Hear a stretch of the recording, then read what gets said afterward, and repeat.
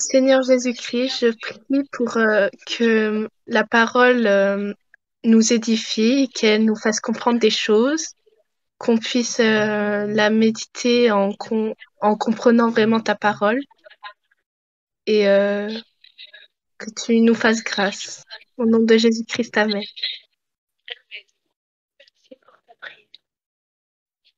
De rien. Du coup, Jean chapitre 5. On s'arrêtera à la fin pour en parler, d'accord? S'il y a des Ok. choses qui te marquent, tu peux les surligner ou des questions.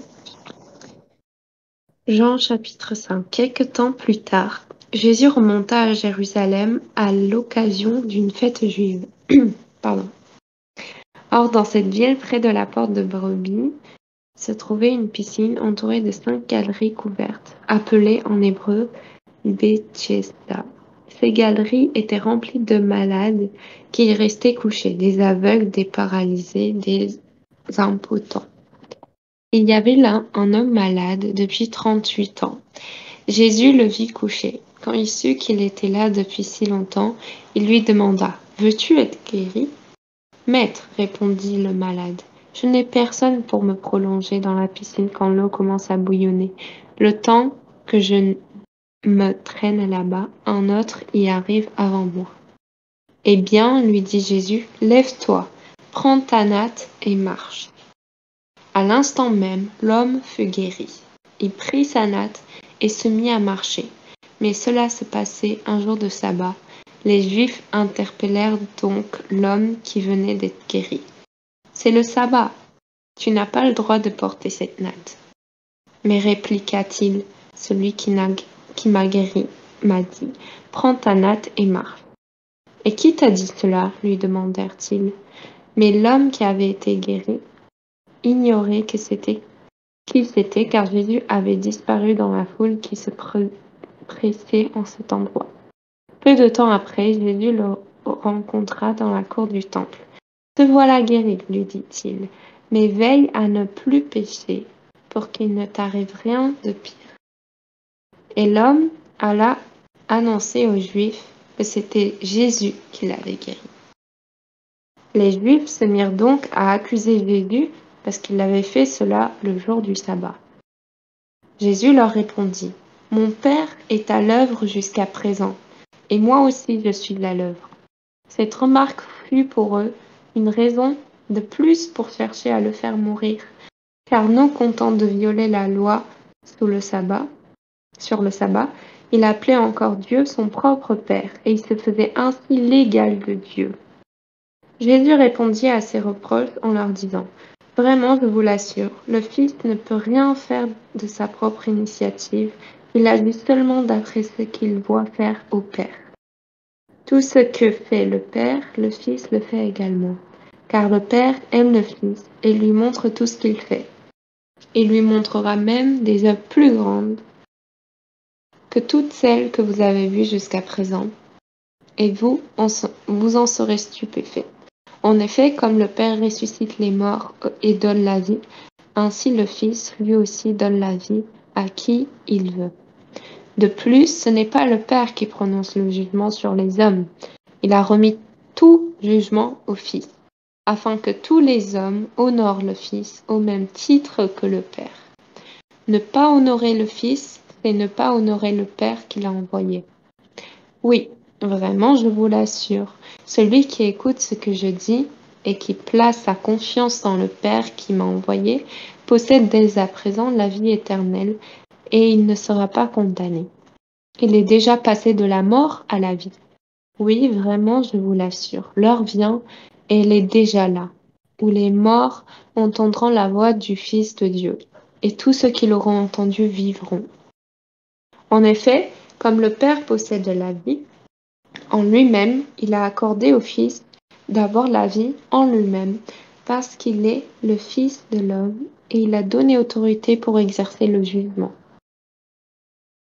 Ne vous étonnez pas, l'heure vient où tous ceux qui sont dans la tombe entendront la voix du Fils de l'homme. Alors ils en sortiront. Ceux qui auront fait le bien ressusciteront pour la vie, Ceux qui auront fait le mal ressusciteront pour être condamnés. Pour moi, je ne peux rien faire de mon propre chef. Je juge seulement comme le Père me l'indique. Et mon verdict est juste, car je ne cherche pas à réaliser mes propres désirs, mais à faire la volonté de celui qui m'a envoyé. Bien sûr, si j'étais à témoigner en ma faveur, mon témoignage ne serait pas vrai. Mais j'ai un autre témoin, et je sais que son témoignage est vrai. Vous avez envoyé une commission d'enquête auprès de Jean, et il a rendu témoignage à la vérité. Moi, je n'ai pas besoin d'un homme pour témoigner en ma faveur. Mais je dis cela que vous soyez sauvés. Oui, Jean était vraiment comme un flambeau que l'on allume pour qu'il répande sa clarté. Mais vous avez simplement voulu, pour un moment, vous réjouir à sa lumière. Quant à moi, j'ai eu en ma faveur un témoignage qui a plus de poids que celui de Jean. C'est celui des œuvres que le Père m'a donné d'accomplir. Oui, ces œuvres que j'accomplis attestent clairement que le Père m'a envoyé. De plus, le Père lui-même qui m'a envoyé a témoigné en ma faveur. Mais vous n'avez jamais entendu sa voix, ni vu sa face. Sa parole n'habite pas en vous. La preuve, c'est que vous ne le voyez pas en celui qui l'a envoyé. Vous étudiez avec soin les Écritures parce que vous êtes convaincus d'obtenir la vie éternelle. Or, précisément, ce sont elles qui témoignent de moi. Mais voilà, vous ne voulez pas venir à moi pour recevoir la vie. Je ne cherche pas les hommes de la part des hommes. Seulement, je constate une chose. Au fond de vous-même, vous n'avez pas d'amour pour Dieu. Je suis venu au nom de mon Père, et vous ne me recevez pas. Si un autre vient en son propre nom, vous le recevrez. D'ailleurs, comment pourriez-vous parvenir à la foi alors que vous cherchez à être honorés les uns par les autres et que vous ne cherchez pas la gloire qui vient de Dieu seul? N'allez surtout pas croire que je serai moi, votre accusateur, auprès de mon Père. C'est Moïse qui vous accusera. Oui, ce Moïse même en qui vous avez mis votre espérance. En effet, si vous l'aviez réellement cru, vous m'auriez aussi cru, car il a parlé de moi dans ses livres. Si vous ne croyez pas à ses écrits, comment croirez-vous à mes paroles? Amen. Amen. Oula, il y a beaucoup de matière à méditer là, dans Jean 5.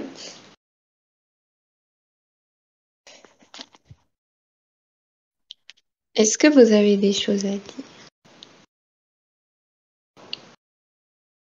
Déjà, il dit que si on, à la fin, il dit si vous ne croyez pas aux écrits, vous ne croyez pas à mes paroles. Parce qu'en fait, ces écrits, c'est les paroles de Dieu. Donc forcément, si on ne croit pas aux écrits, on ne croira pas à ce que Dieu veut nous dire. Oui, exactement, c'est ça. Mais en fait, là, c'est que donc, quand il dit les écrits de Moïse, il parle de la Torah, si je ne me trompe pas.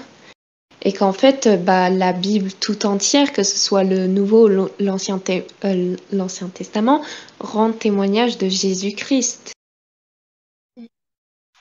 Même s'il n'y a pas écrit son nom, mais il y a écrit les descriptions, les qualitatifs. Dans Isaïe notamment, beaucoup de prophéties concernant Jésus. Et c'est que, en fait, c'est pas quand il dit, attends, dans le verset 39, vous étudiez avec soin les Écritures parce que vous êtes convaincus d'en obtenir la vie éternelle. Or, précisément, ce sont elles qui témoignent de moi. Là, Jésus veut dire que ce n'est pas par la loi qu'ils obtiendront la vie, mais c'est par Jésus qu'ils obtiendront la vie éternelle. Parce que personne n'est parfait, personne peut garder toute la loi et ainsi être digne devant Dieu. On ne peut pas être digne devant Dieu. On est tous imparfaits. Et ça depuis la naissance. On est tous en fait pécheurs et on peut pas en fait parvenir à une perfection. C'est impossible. Impossible. Et c'est donc le sang de Jésus qui nous justifie alors. Sinon, on n'aurait pas d'autre secours, on n'aurait pas d'autre sauveur. On n'aurait aucun moyen d'avoir la vie. La loi, elle ne peut pas nous sauver parce qu'elle nous condamne déjà. La loi, elle te montre à quel point tu es imparfait. Parce qu'elle va te dire, bon, les 613 commandements, ils vont clairement pointer plusieurs péchés que toi, tu as commis et que tu commets. Et on sait très bien que quand un péché est commis, tu peux pas l'effacer parce qu'il est commis. Ce qui est fait est fait. Pas effacer un acte que tu as fait. Pourtant, Jésus, c'est ce qu'il a fait en fait en venant à la croix, c'est qu'en fait, il nous a donné cette grâce de pouvoir être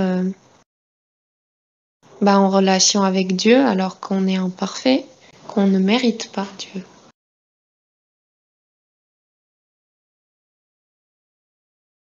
Et c'est par amour qu'il fait ça. Ouais.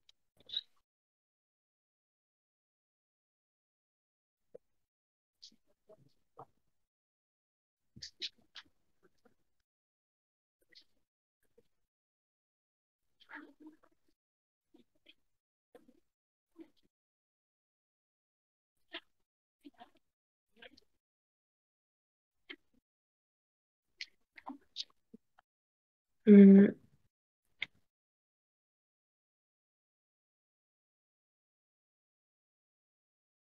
Ah oui, et par rapport au sabbat, là, quand Jésus guérit donc le malade, qu'est-ce que vous pouvez dire en fait sur ça? Est-ce que vous avez des réflexions? Parce que donc, dans la loi juive, dans la loi de Moïse, c'est donc interdit de porter de fardeau le jour du sabbat. Et euh, quand Jésus dit prends ta natte et marche, c'est considéré comme porter un fardeau en fait. Alors qu'en fait, il fait une action quoi. C'est quoi la différence entre amour et grâce du coup? Euh, Déjà, ce sont deux choses qui qualifient Dieu. On peut en citer plusieurs autres, mais l'amour de Dieu, c'est quelque chose qui est inconditionnel et qui est éternel. L'amour de Dieu, on le voit dans Romains, je crois que c'est Romains 8, 38, 39, je pense que c'est ça. Voilà, car j'ai l'assurance que ni la mort, ni la vie, ni les anges, ni les dominations, ni les choses présentes, ni les choses à venir, ni les puissances, ni la hauteur, ni la profondeur, ni aucune autre créature ne pourra nous séparer de l'amour de Dieu manifesté en Jésus-Christ notre Seigneur. Donc en fait, l'amour, c'est quelque chose que Dieu est, c'est lui l'amour. Ce n'est pas juste quelque chose qui décrit Dieu, mais il est lui-même amour, tu vois. Sinon, on ne serait pas là aujourd'hui, on ne serait pas créé en fait, on ne serait pas ses enfants, on ne serait pas sa créature. Et la grâce, c'est quelque chose que Dieu a manifesté en Jésus-Christ notamment, mais à plusieurs autres moments dans la Bible, on peut le voir. Mais la grâce de Dieu est là une limite, dans le sens où le jugement va arriver. Et quand Jésus-Christ reviendra sur la terre, ce ne sera pas pour sauver la terre, mais pour la juger. Juger tous les êtres humains, pardon. Parce que tous les êtres vivants, ce seraient aussi les animaux, mais les animaux ne sont pas jugés. Donc la grâce, c'est quelque chose qui qui a en fait un cadre que Dieu a choisi. Donc il a choisi de nous donner sa grâce en fait. Donc on a toujours le choix de venir à lui. On a toujours la possibilité de se repentir. On a toujours la possibilité d'être en contact avec Dieu. Mais le moment viendra où sa grâce n'aura plus sa place en fait. Où le jugement va arriver et la colère de Dieu va frapper toute la terre. Et ses enfants, nés de nouveau, seront donc épargnés de sa fureur. Et ceux qui ont refusé la grâce de Dieu, justement, parce que la grâce de Dieu s'est manifestée en le sacrifice de Jésus-Christ, seront condamnés, ces personnes-là. Je sais pas si c'est clair, je suis un peu partie dans une longue description.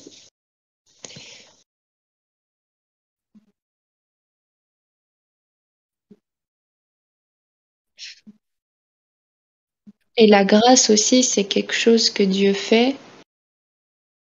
de lui-même par amour. Donc l'amour et la grâce vont ensemble. Et c'est par amour aussi que Dieu doit juger les gens. Parce que si Dieu n'était pas juste, il ne jugerait aucune personne. Ça veut dire on pourrait faire tout ce qu'on veut. Ça veut dire maltraitance, ça veut dire meurtre, ça veut dire tout en fait. Ça veut dire tout est permis et dans ce cas-là, Dieu n'existe pas parce que si il n'y a pas de loi qui est gravée dans notre cœur, voilà. Mais justement, c'est notre conscience qui nous montre qu'en fait, il y a des lois. Parce que je ne sais pas si vous remarquez ça, mais quand vous dites ou vous faites quelque chose de mal, vous le savez en vous-même que c'est mal. Et ça, c'est une conscience que Dieu nous a donnée. Quand on fait quelque chose contraire à sa parole, même si on n'est pas chrétien, on le sait que c'est mauvais. C'est parce que Dieu, il l'a marqué en nous, en fait. C'est son empreinte. C'est lui qui nous a formés, tu vois. Donc, voilà. Et les personnes qui ne sont pas, qui n'ont pas mis leur foi en Jésus-Christ, seront sauvées par rapport à leur conscience. Parce que leur conscience leur dit que certaines choses sont mauvaises, qu'il ne faut pas les faire. Mais voilà. Et ça rend témoignage que justement, Dieu existe et il a placé non seulement des lois biologiques, psychiques et tout autre, mais il a aussi placé des lois morales dans la vie. Conscience et Dieu, qu'est-ce que tu veux dire par là? C'est quoi la différence entre conscience et Dieu du coup?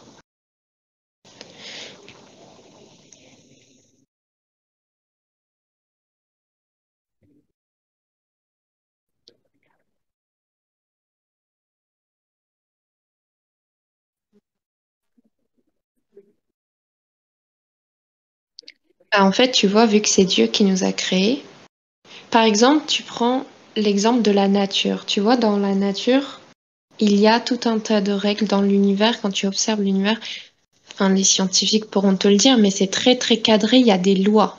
Il y a des lois mathématiques, physiques, enfin, tu vois, il y a des lois fixées. Et si ces lois n'étaient pas telles qu'elles sont actuellement, l'univers n'aurait pas été créé, en fait. Tu vois.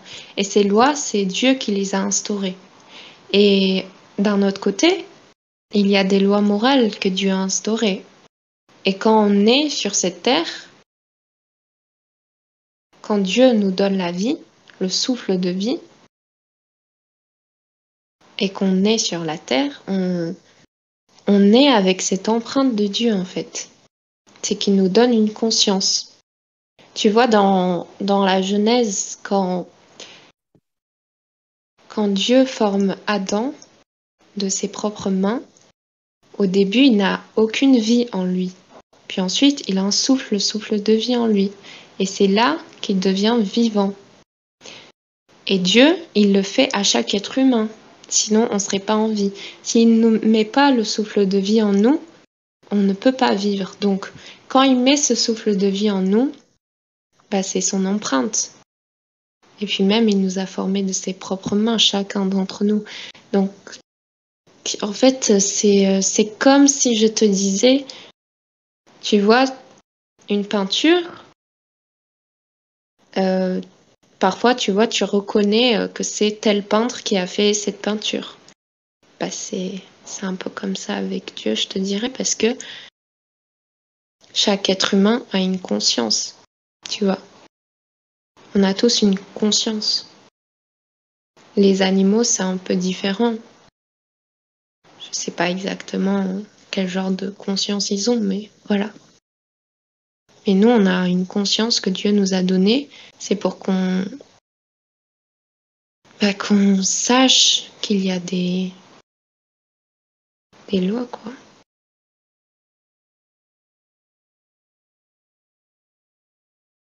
À l'Éden, c'est quoi l'Éden? Le jardin d'Éden, tu veux dire?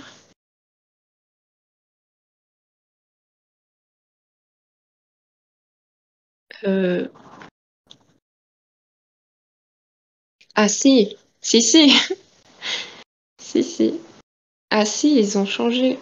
Si je me trompe pas, ils ont changé. Parce que tu vois, avant la chute, les animaux, ils vivaient aussi en harmonie, tout allait bien. Ils se mangeaient pas entre eux, hein, les animaux. Maintenant, ils se mangent entre eux. Tu vois les gros poissons qui mangent les petits poissons et tu vois les lions qui dévorent les petits animaux. Tu vois, c'était pas comme ça avant. Au jardin d'Éden, c'était pas comme ça. Parce que même ça, il y a une certaine forme de violence quand tu vois deux animaux, enfin, qui se battent. En fait, la chute, elle a impacté toute la terre entière, toute la création. Je pense que dans le jardin d'Éden, il y avait tellement de sortes de plantes et de fruits aussi qu'on n'a plus aujourd'hui, c'est possible. Mais non, les animaux ne sont pas au même stade qu'au jardin d'Éden.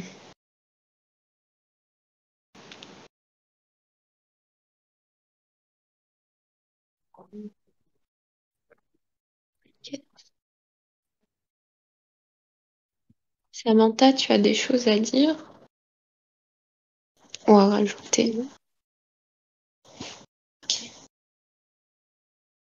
Vous voulez qu'on continue la lecture? oui, je veux bien. Allez. Donc on en est à Jean chapitre 6. Il est un peu long, si tu veux t'arrêter à un moment donné, n'hésite pas, hein. T'inquiète, je continuerai. Ok.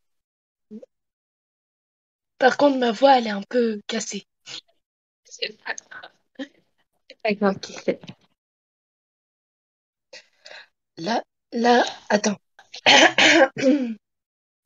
La multiplication des pains. Après cela, Jésus s'en alla de l'autre côté de la mer de Galilée, ou de Tibériade. Une grande foule le suivait à la vue des signes qu'il opérait sur les malades. Jésus gravit la montagne et là, il s'assit avec ses disciples. Or, la fête des Juifs, était proche. Levant alors les yeux et voyant qu'une grande foule venait à lui, Jésus dit à Philippe, Nous, d'où nous procurerons-nous des pains pour que mangent ces gens? Il disait cela pour le mettre à l'épreuve, car lui-même savait ce qu'il allait faire. Philippe lui répondit, 200 derniers de pain ne suffisent pas pour que chacun en reçoive un petit morceau. Un de ses disciples, André, le frère de Simon-Pierre, lui dit, Il y a ici un enfant qui a 5 pains d'orge et 2 poissons. Mais qu'est-ce que cela pour tant de monde? Jésus leur dit, Faites s'étendre les gens. Il y avait beaucoup d'herbe en ce lieu, et s'étendirent donc au nombre d'environ 5000 hommes. Alors Jésus prit les pains, et, ayant rendu grâce, il les distribua aux convives, de même aussi pour les poissons, autant qu'ils en voulaient. Quand ils furent repus, il dit à ses disciples: Rassemblez les morceaux en surplus, afin que rien ne soit perdu. Ils les rassemblèrent donc et remplirent 12 couffins avec les morceaux des 5 pains d'orge restés en surplus à ceux qui avaient mangé. À la vue des 5 pains d'orge restés en surplus, à... ah non, bon. À la vue du signe qu'il venait de faire, les gens disaient: C'est vraiment lui le prophète qui doit venir dans le monde. Alors Jésus, sachant qu'il allait venir s'emparer de lui pour le faire roi, s'enfuit à nouveau dans la montagne tout seul. Jésus vient vers ses disciples en marchant sur la mer. Quand le soir fut venu, ses disciples descendirent à la mer et, montant en bateau, ils se rendaient de l'autre côté de la mer à Capernaum. Il faisait déjà nuit, Jésus n'était pas encore venu les rejoindre, et la mer, comme soufflait un grand vent, se soulevait. Ils avaient ramé environ 25 ou 30 stades, quand ils voient Jésus marcher sur la mer et s'approcher du bateau, ils eurent peur. Mais il leur dit: C'est moi, n'ayez pas peur. Ils étaient disposés à le prendre dans le bateau, mais aussitôt le bateau toucha terre là où il se rendait. Discours dans la synagogue de Capernaum. Le lendemain, la foule qui se tenait de l'autre côté de la mer vit qu'il n'y avait eu là qu'une barque et que Jésus n'était pas monté dans le bateau avec ses disciples, mais que seuls ses disciples s'en étaient allés. Cependant, de Tibériade, des bateaux vinrent près du lieu où l'on avait mangé le pain. Quand donc la foule vit que Jésus n'était pas là, ni ses disciples non plus, les gens s'embarquèrent et vinrent à Capernaum à la recherche de Jésus. L'ayant trouvé de l'autre côté de la mer, ils lui dirent: Rabbi, quand es-tu arrivé ici? Jésus leur répondit: En vérité, je vous le dis, vous me cherchez, non pas parce que vous avez vu des signes, mais parce que vous avez mangé du pain et avez été rassasiés. Travaillez non pour la nourriture qui se perd, mais pour la nourriture qui demeure en vie éternelle, celle que vous donnera le Fils de l'homme, car c'est lui que le Père Dieu a marqué de son sceau. Ils lui dirent alors: Que devons-nous faire pour travailler aux œuvres de Dieu? Jésus leur répondit: L'œuvre de Dieu, c'est que vous croyiez en celui qui l'a envoyé. Ils lui dirent alors: Quel signe fais-tu donc pour qu'à sa vue nous te croyions? Quelle œuvre accomplis-tu? Nos pères ont mangé la manne dans le désert selon ce qui est écrit. Il leur a donné à manger du pain venu du ciel. Jésus leur répondit: En vérité, je vous le dis, non, ce n'est pas Moïse qui vous a donné le pain qui vient du ciel, mais c'est mon Père qui vous donne le pain qui vient du ciel, le vrai, car le pain de Dieu, c'est celui qui descend du ciel et donne la vie au monde. Ils lui dirent alors: Seigneur, donne-nous toujours ce pain-là. Jésus leur dit: Moi, je suis le pain de vie. Qui vient à moi n'aura jamais faim. Qui croit en moi n'aura jamais soif. Mais je vous l'ai dit, vous me voyez et vous ne croyez pas. Tout ce que me donne le Père viendra à moi. Et celui qui vient à moi, je ne le jetterai pas dehors. Car je suis descendu du ciel pour faire non pas ma volonté, mais la volonté de celui qui m'a envoyé. Or, c'est la volonté de celui qui m'a envoyé, que je ne perds rien de tout ce qu'il m'a donné, mais je le ressuscite au dernier jour. Oui, telle est la volonté de mon Père, que quiconque voit le Fils et croit en lui ait la vie éternelle, et je le ressusciterai au dernier jour. Les Juifs alors se mirent à murmurer à son sujet, parce qu'il avait dit: Moi je suis le pain descendu du ciel. Ils disaient: Celui-là n'est-il pas Jésus, le fils de Joseph, dont nous connaissons le père et la mère? Comment peut-il dire maintenant: Je suis descendu du ciel? Jésus leur répondit: Ne murmurez pas entre vous. Nul ne peut venir à moi si le Père qui m'a envoyé ne l'attire, et moi je le ressusciterai au dernier jour. Il est écrit dans les prophètes: Ils seront tous enseignés par Dieu. Quiconque s'est mis à l'écoute du Père et à son école vient à moi. Non que personne ait vu le Père, sinon celui qui vient d'auprès de Dieu, celui-là a vu le Père. En vérité, je vous le dis, celui qui croit a la vie éternelle. Moi, je suis le pain de vie. Vos pères, dans le désert, ont mangé la manne et sont morts. Ce pain est celui qui descend du ciel, pour qu'on le mange et ne meure pas. Moi, je suis le pain vivant descendu du ciel. Si quelqu'un mange de ce pain, il vivra pour toujours. Et le pain que je donnerai, c'est ma chair pour la vie du monde. Les Juifs alors se mirent à discuter fort entre eux. Ils disaient: Comment celui-là peut-il nous donner sa chair à manger? Alors Jésus leur dit: en vérité, je vous le dis, si vous ne mangez la chair du Fils de l'homme et ne buvez son sang, vous n'aurez pas la vie en vous. Qui mange ma chair et boit mon sang a la vie éternelle, et je le ressusciterai au dernier jour, car ma chair est vraiment une nourriture et mon sang vraiment une boisson. Qui mange ma chair et boit mon sang demeure en moi et moi en lui. De même que le Père qui est vivant m'a envoyé et que je vis par le Père. De même, celui qui me mange, lui aussi vivra par moi. Voici le pain descendu du ciel.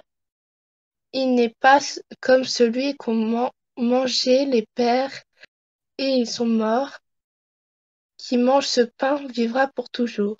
Tel fut l'enseignement qu'il donna en synagogue à Capernaum. Après l'avoir entendu, beaucoup de ses disciples dirent: Elle est dure cette parole, qui peut l'écouter? Mais sachant en lui-même que ses disciples murmuraient à ce propos, Jésus leur dit: Cela vous scandalise, et quand vous verrez le Fils de l'homme monter là où il était auparavant. C'est l'esprit qui vivifie, la chair ne sert à rien. Les paroles que je vous ai dites sont esprit et elles sont vie. Mais il en est parmi vous qui ne croient pas. Jésus savait en effet dès le commencement qui étaient ceux qui ne croyaient pas et qui était celui qui le livrerait. Et il disait: Voilà pourquoi je vous ai dit que nul ne peut venir à moi si cela ne lui est donné par le Père. Dès lors, beaucoup de ses disciples se retirèrent et n'allaient plus avec lui. La confession de Pierre. Jésus dit alors aux 12: Voulez-vous partir, vous aussi? Simon-Pierre lui répondit: Seigneur, à qui irons-nous? Tu as les paroles de la vie éternelle. Nous croyons, et nous avons reconnu que tu es le Saint de Dieu. Jésus leur répondit: N'est-ce pas moi qui vous ai choisis, vous les 12, et l'un d'entre vous est un diable? Il parlait de Judas, fils de Simon Iscariote. C'est lui, en effet, qui devait le livrer, lui, l'un des 12. Amen. Amen. Merci pour ta lecture. De rien. Même si ma voix elle était cassée. Ah non, ça va très bien. Alors, qu'est-ce que vous retirez de cette lecture?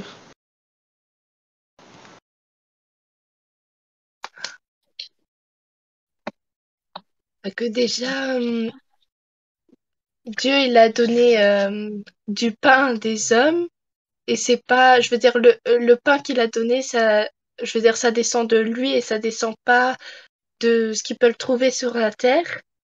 Amen. Et Oui. que c'est que lui qui peut donner la vie éternelle aux gens et pas, voilà, pas le monde en fait. C'est comme ça que j'ai Amen. compris.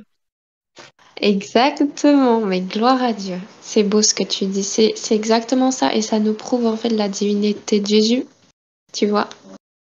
C'est que, en fait, le monde, non. Dans le monde, tu peux pas trouver la vie éternelle. C'est Jésus-Christ en qui est la vie éternelle. Et quand il dit que je suis le pain de vie, et après il dit, celui qui mangera de ma chair et buvra de mon sang aura la vie en lui, bah, ça veut dire ce que ça veut dire. Et ça fait en fait référence à la Sainte Seine, mais aussi à la croix. Quand Jésus est mort à la croix et a ressuscité le troisième jour. Et si on visualise bien, c'est que vous voyez, Jésus a été crucifié à la croix, il est mort. Ensuite, 3 jours plus tard, il est ressuscité.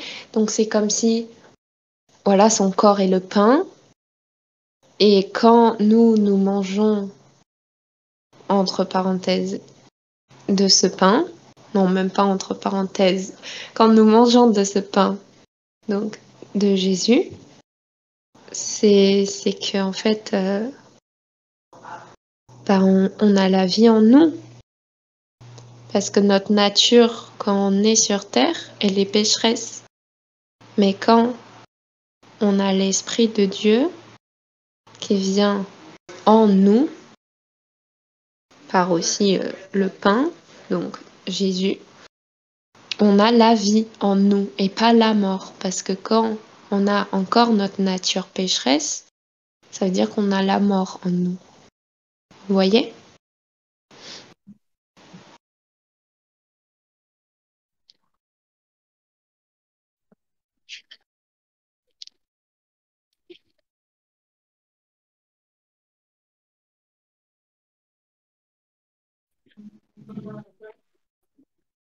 Et le verset 33 qui dit, car le pain qui vient de Dieu, c'est celui qui descend du ciel et qui donne la vie au monde. C'est exactement ça que tu as expliqué, Samantha, c'est que Jésus descend du ciel. Il n'est pas de ce monde. Donc il est divin. Vous voyez?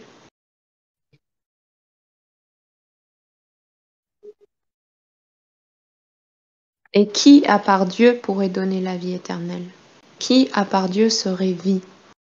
On a vu que c'est Dieu qui donne le souffle de vie. Et le souffle de vie, c'est la vie. C'est le souffle par lequel on vit là maintenant tout de suite. Mais il y a aussi la vie après la mort.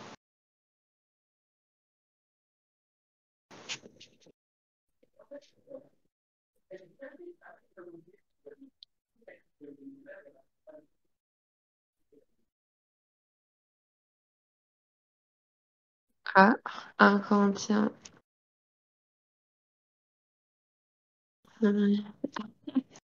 Oui!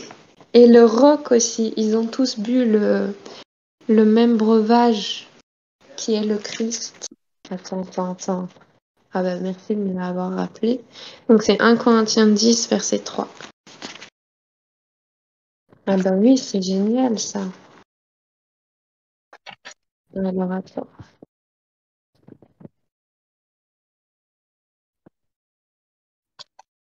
Et je sais pas si, franchement, genre ce lien me fascine un peu, c'est que vous voyez, un être humain, physiquement, biologiquement, a besoin de pain, d'eau et de souffle, d'air, quoi, de l'oxygène et de l'eau pour vivre, on est d'accord. Et ben Jésus, il a dit, je suis le pain de vie, je suis la source d'eau vive, je suis la vie. Et il a dit aussi qu'il est, dans le dernier, euh, je ne le trouve pas. Ah oui, c'est encore un chien.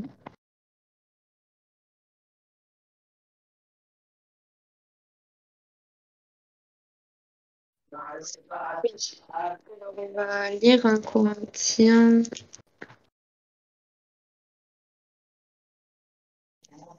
10, versets 1 à 4.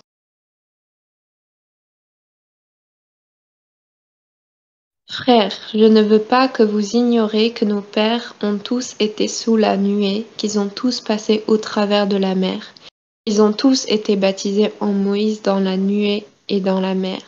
Qu'ils ont tous mangé le même aliment spirituel, qu'ils ont tous bu le même breuvage spirituel, car ils buvaient à un rocher spirituel qui les suivait, et ce rocher était Christ. Amen. Ça, c'est beau, ça. Vous voyez, c'est que même Moïse et même dans l'Ancien Testament, en fait, vu que le Père, le Fils, le Saint-Esprit sont un, bah même dans l'Ancien Testament, là, Paul il nous explique qu'ils ont déjà mangé le même aliment spirituel qui est le Christ, le même breuvage spirituel qui est le Christ, mais voilà, ils ne le connaissaient pas sous ce nom-là. Mais bah, Dieu est un depuis le début, Père, Fils, Saint-Esprit, trois en un.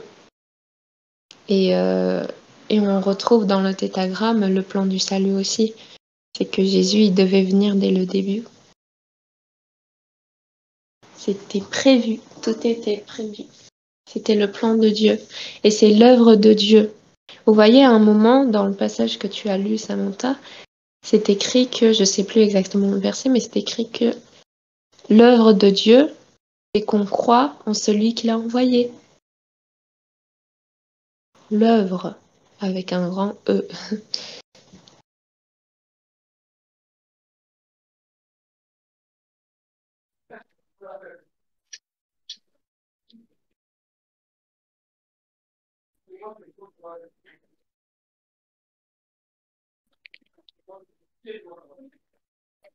Est-ce que vous avez des choses à rajouter, à dire, des remarques? Non, ok.